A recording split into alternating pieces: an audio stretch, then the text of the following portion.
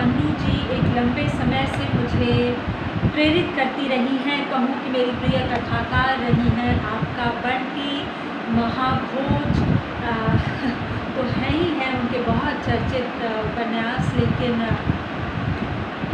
उनकी कई कहानियाँ हैं, शेरा बाबू, त्रिशंकु इत्यादि इत्यादि, बहुत सी कहानियाँ राजेंद्र जी के साथ लिखी हुई साझी कृतियाँ, साझा उपन्यास, 1 इंच मुस्कान, और पता नहीं कितनी उनकी कृतियाँ हैं जिनके हम कायल रहे, जिनको मैंने कहिए कि हाई स्कूल में पढ़ा और बहुत पसंद किया। और मुझे उनकी कहानियों में, उनकी रचनाओं में, उनके उपन्यासों में जो एक हल्की वैचारिकता आती है, जो केवल घटनाएं नहीं हैं या केवल वो नहीं है,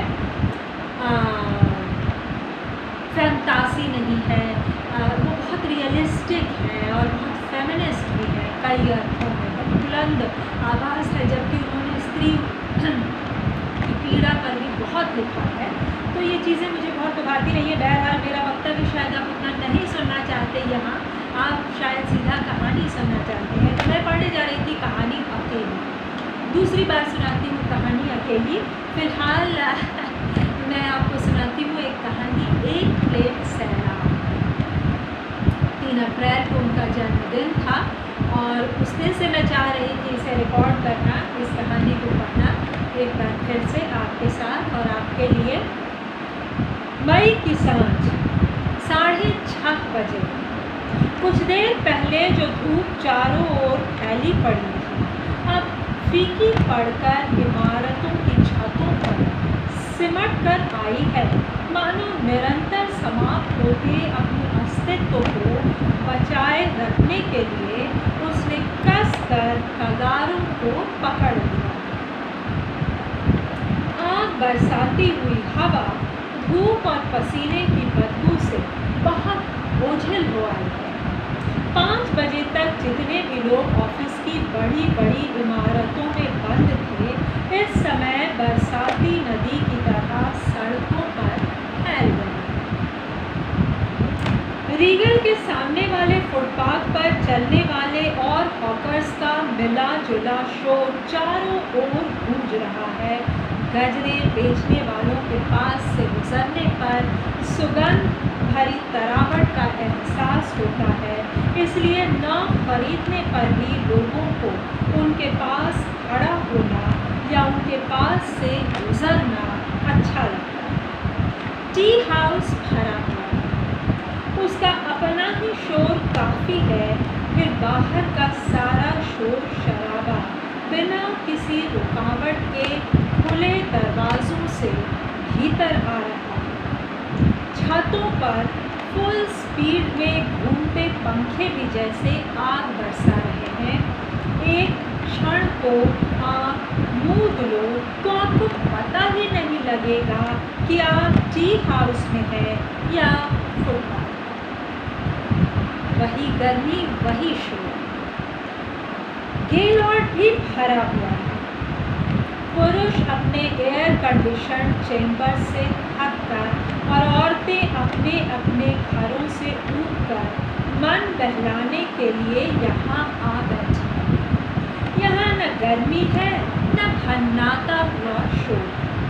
चारों ओर हल्का शीतल दूधिया आलोक है और विभिन्न सेंटों की मादक कॉकटेल हवा में तैर रही। टेबलों से उठते हुए फुसफुसाते से स्वर संगीत में ही डूब जाते। गहरा मेकअप किए डायस पर जो लड़की गा रही है, उसने अपनी स्कर्ट की बेल्ट खूब कसकर बांध रखी है, जिससे उसकी पतली कमर और भी पतली दिखाई दे रही है और उसकी तुलना में छातियों का भार कुछ और मुखर हो उठा। एक हाथ से उसने माइक का डंडा पकड़ रखा है और जूते की टो से वह ताल दे रही है। उसके होठों से लिपस्टिक भी लिपटी है और मुस्कान। गाने के साथ साथ उसका सारा शरीर एक विशेष अदा के साथ झूम रहा है। पास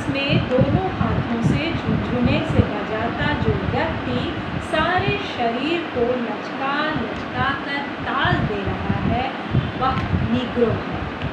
बीच बीच में जब वह उसकी ओर देखती है तो आंखें मिलते ही दोनों ऐसे हंस पड़ते हैं मानो दोनों के बीच कहीं कुछ है। पर कुछ दिन पहले जब एक एंग्लो इंडियन उसके साथ बजाता था तब भी यह ऐसे ही हंसती थी, तब भी इसकी आंखें ऐसे ही चमकती थी। इसकी हंसी और इसकी आंखों की चमक का इसके मन के साथ कोई संबंध नहीं, वे अलग ही चलती।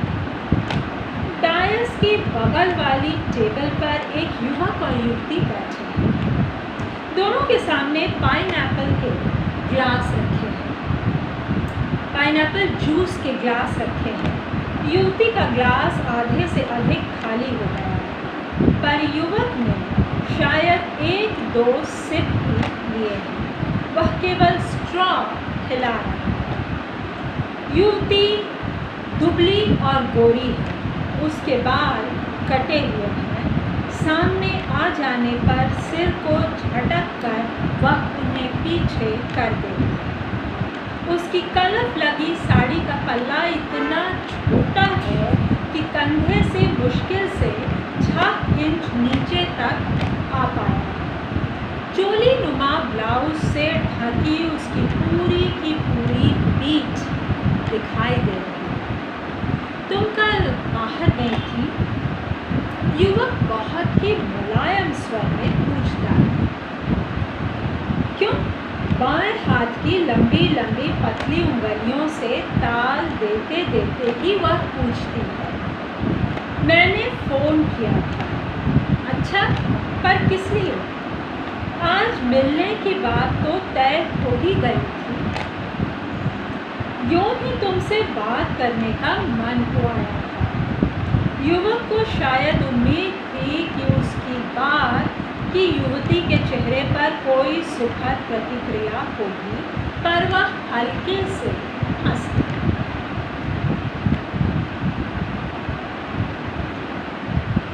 युवक उत्तर की प्रतीक्षा में उसके चेहरे की ओर देखता रहा, पर युवती का ध्यान शायद इधर उधर के लोगों में उलझ गया।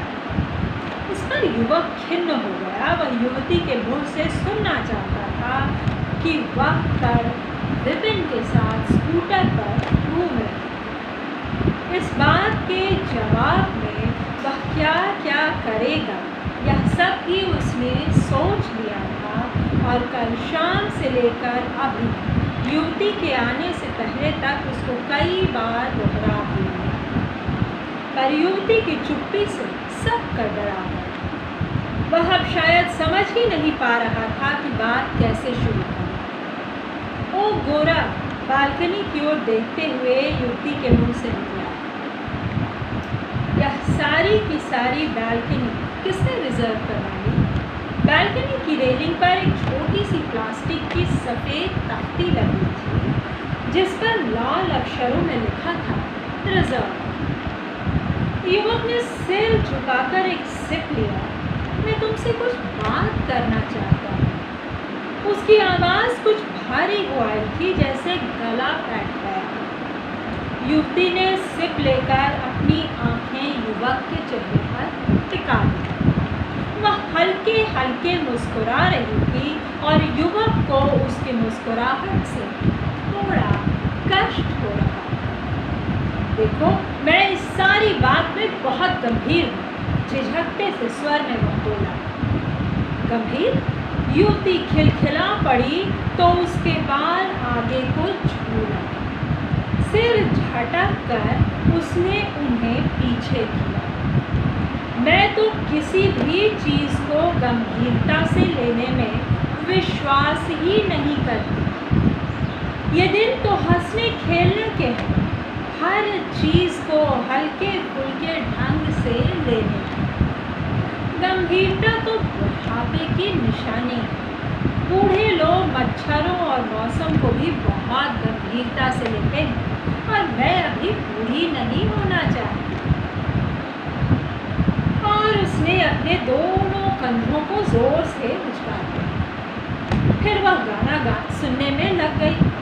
युवक का मन हुआ कि वह उसकी मुलाकातों और पुराने पन्नों का हवाला देकर उससे अनेक बातें पूछे, पर बात उसके गले में ही अटक कर रह गई और वह खाली खाली नज़रों से इधर उधर देखने लगा। उसकी नज़र रिजर्व की उस तख्ती पर जा लगी।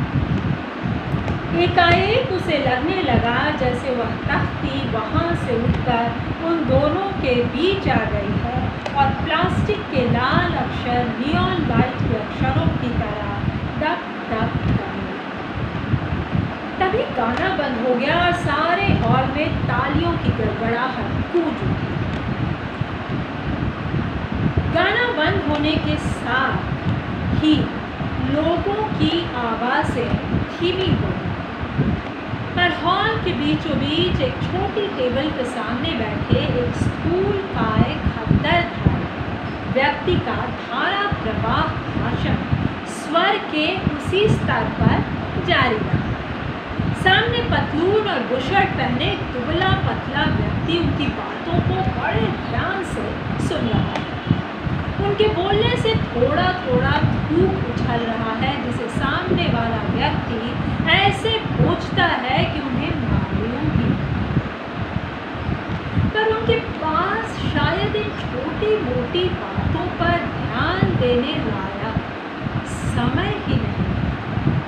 वे मूड में आए हुए हैं। गांधी जी की पुकार पर कौन व्यक्ति अपने को रोक सकता था भला? क्या दिन थे वे! मैंने बिजनेस की तो ऐसी की तैसी और देश सेवा के काम में जुट गई। फिर तो सारी जिंदगी पॉलिटिकल सफरर की तरह ही गुजार दी। सामने वाला व्यक्ति चेहरे पर श्रद्धा के भाव लाने का भरसक प्रयत्न करने लगा। देश आज़ाद हुआ तो लगा कि असली काम तो अब करना।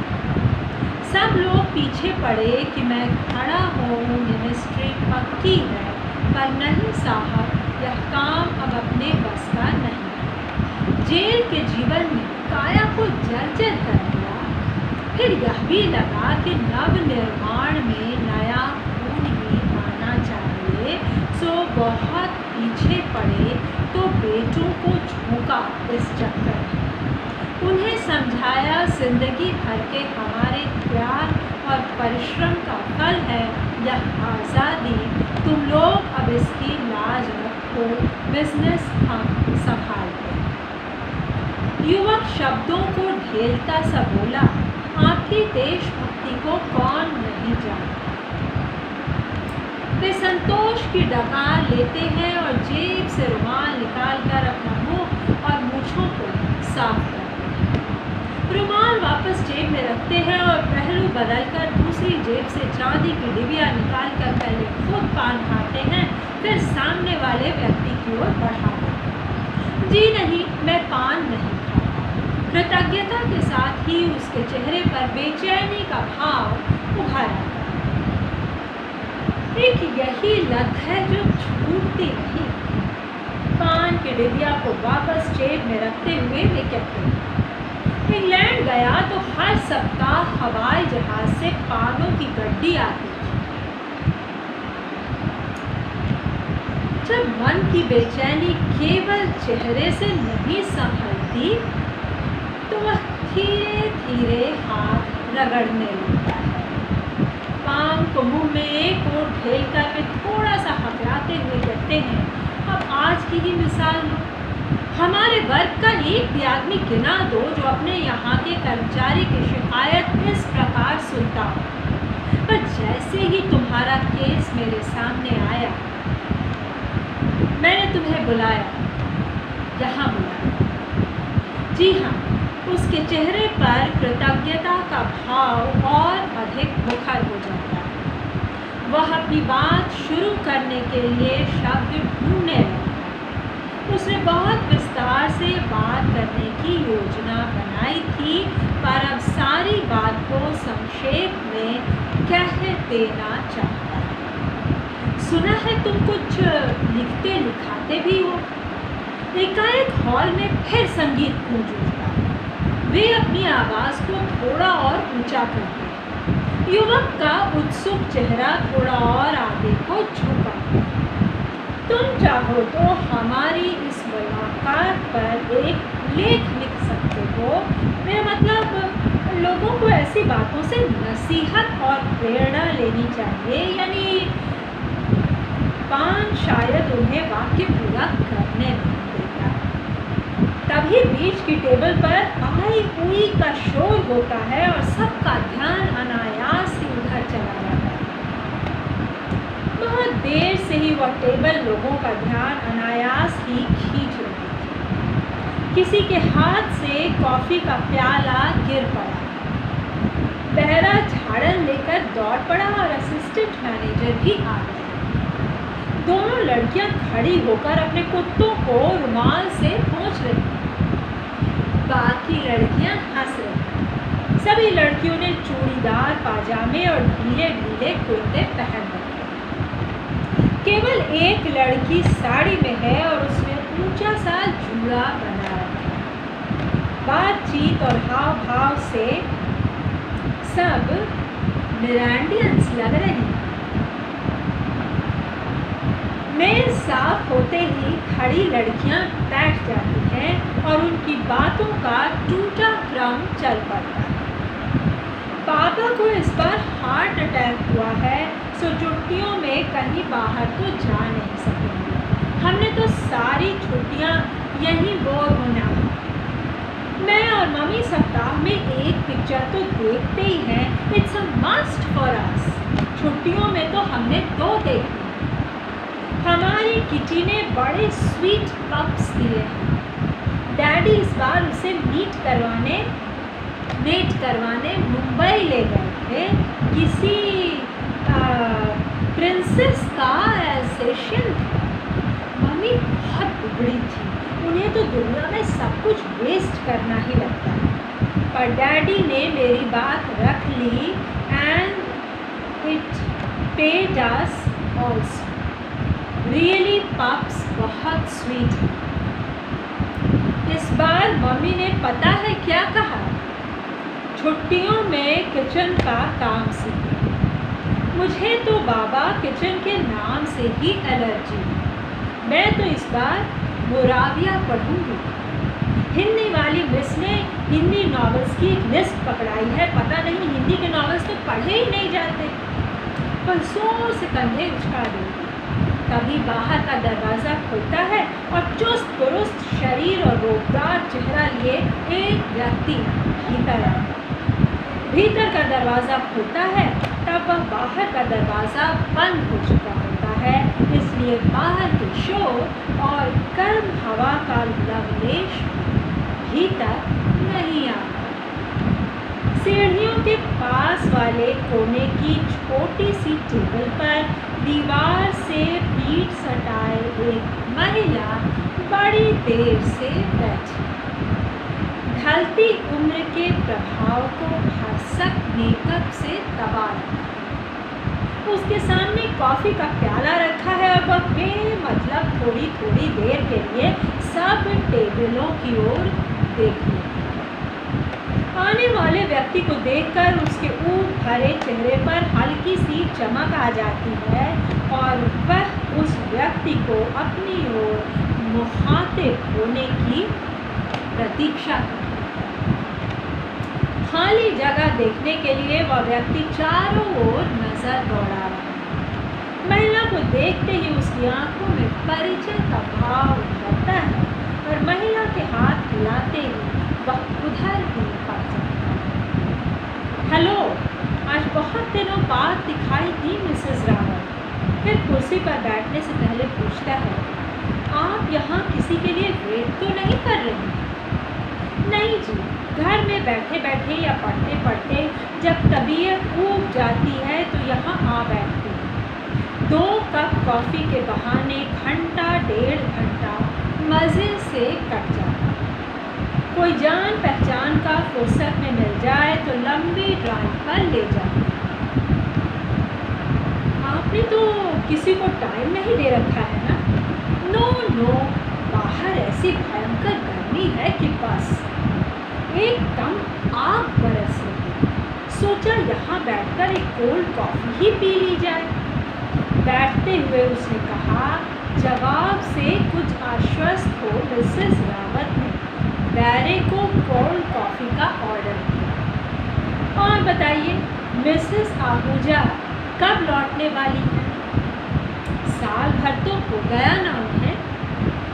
गॉड नोस, वह कंधे उचका देता है और फिर पाइप सुलगाने लगता है। एक कश खींचकर टुकड़ों टुकड़ों में धुआं उड़ाकर पूछता है, छुट्टियों में इस बार आपने कहाँ जाने का प्रोग्राम बनाया? जहाँ का भी मूड आ जाए चल देंगे। बस इतना तय है कि दिल ही में नहीं रहेंगे। गर्मियों में तो यहाँ रहना असंभव है। अभी यहाँ से निकलकर गाड़ी में बैठेंगे तब तक शरीर झुलस जाए। सड़कें तो जैसे भट्ठी हो रही। गाने का स्वर डायस से उठकर फिर सारे हॉल में तैर गया। On Sunday I am happy. Nonsense, मेरा तो संडे ही सबसे बोर दिन होता है। तभी संगीत की स्वर लहरियों के साए में फैले हुए भिनभिनाते से शोर को चीरते हुए एक असंयत सा कोलाहल सारे हॉल में फैल जाता है। सबकी नजरें दरवाजे की ओर उठ जाती हैं। विचित्र दृश्य। बाहर और भीतर के दरवाजे एक साथ खुल गए हैं और नन्हे मुन्ने बच्चों के दो दो चार चार के झुंड हल्ला गुल्ला करते भीतर घुस रहे हैं। सड़क का एक टुकड़ा दिखाई दे रहा है जिस पर स्टेशन वैगन खड़ी है। आस-पास कुछ दर्शक खड़े हैं और उसमें से बच्चे उछल उछल कर भीतर दाखिल हैं। बॉबी इधर आ जा, मिट्टू मेरा डब्बा लेते आना। बच्चों के शोर के साथ साथ बाहर का शोर भी भीतर आ रहा है। बच्चे टेबलों से टकराते एक दूसरे को धकेलते हुए सीढ़ियों पर जाते हैं। लकड़ी की सीढ़ियाँ कारपेट बिछा होने के बावजूद धम धम करके बज उठी। हॉल की संयत शिष्टता एक झटके के साथ बिखर जाती। लड़की गाना बंद करके मुक्त भाव से बच्चों को देखने लगी।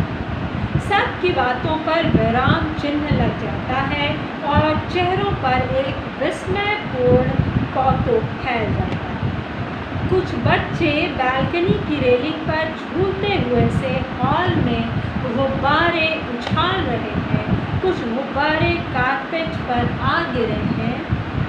कुछ कंधों पर सिरों से टकराते हुए टेबलों पर लुढ़क रहे हैं तो कुछ बच्चों की किलकारियों के साथ साथ हवा में तैर रहे हैं। नीले, पीले, हरे, गुलाबी। कुछ बच्चे ऊपर उछल उछल कर कुछ नर्सरी राइम गाने लगते हैं तो लकड़ी का फर्श धम धम बज उठता है। हॉल में चलती फिल्म जैसे अचानक टूट। तो दोस्तों ये वो कहानी है जिसकी तुलना मैं उस जॉनरा से करूँगी जैसे जो एक लम्हे को, एक मोमेंट को आपके सामने केक के एक टुकड़े की तरह रख देता है। लीजिए इसका आनंद लीजिए। एक साथ एक कमरे में एक समय में बैठे हुए इतने सारे लोगों की छोटी छोटी कहानियाँ, it's like a beautiful collage. अगर आप बहुत से विदेशी लेखकों की कहानियाँ पढ़ेंगे तो आप देखेंगे, और मुझे इसीलिए मनोज जी इतनी पसंद है कि उनमें इतनी प्रयोगधर्मता है। जैसे कि विदेशी लेखकों में आप कई जगह देखेंगे कि उसमें एक तय शुरुआत, एक तय मध्य, एक तय अंत नहीं है। वो बहुत प्रयोगधर्मी है। उसमें एक ऐसा कोई कथानक भी कई बार नहीं होता। जैसे मैंने कहा ना कि अ स्लाइस ऑफ लाइफ। अब जैसे कैट इन द रेन में तो कथानक है, लेकिन मोपासा की दूसरी कहानियाँ हैं और भी बहुत से लोग हैं जिनकी कहानियाँ हैं। कितने लेखक हैं फ्रेंच। अब मेरा विषय चूँकि साहित्य नहीं है तो मैं अचानक से उन तमाम लेखकों को नहीं याद कर पाती, लेकिन हमारे यहाँ हिंदी में कहानियाँ जिस तरह आधुनिक समय में या तो घटना प्रधान हो रही हैं या मैं कहूँगी कि अधिकांशतः घटना प्रधान ही हुई हैं। उनमें एक तय शुरुआत और एक तय कथानक का होना बहुत ज़रूरी है और अक्सर उन पर वैचारिकता का आक्षेप लगता है। तो वैचारिकता अगर निभ जाए तो बढ़िया है। और वैचारिकता हर जगह होती है। अगर आप एक लड़की की कहानी लिख रहे हैं या लिख रही हैं तो भी उसमें एक लिबरल वैचारिकता है, एक लिबरल विचार है, एक आइडियोलॉजी है, उससे प्रेरित वो कहानी वो तो होगी ही। तो बात हो रही थी कि मन्नू जी मुझे क्यों इतनी प्रिय है, और शायद इसलिए बहुतों को बहुत प्रिय है क्योंकि इतनी मैं कहूँगी कि उन्मुक्त, फ्री इन द सेंस, उन्मुक्त इन द सेंस कि अपने फॉर्म से एक्सपेरिमेंट करती हुई और लाजवाब कहानियाँ जिनको पढ़ के आप एक बहुत टेंस मोमेंट में एकदम रिफ्रेश्ड हो सकते हैं, जैसा कि अभी अभी मेरे साथ हुआ। एक प्लेट सैलाब पढ़कर अपनी ओर आमंत्रित करती हुई कहानी है, उसका शीर्षक ही आपको अपनी ओर खींचता है। तो मैंने पढ़ा एक प्लेट सैलाब। दोस्तों अब आप बताइए आपको कैसी लगी कहानी, सुनने के लिए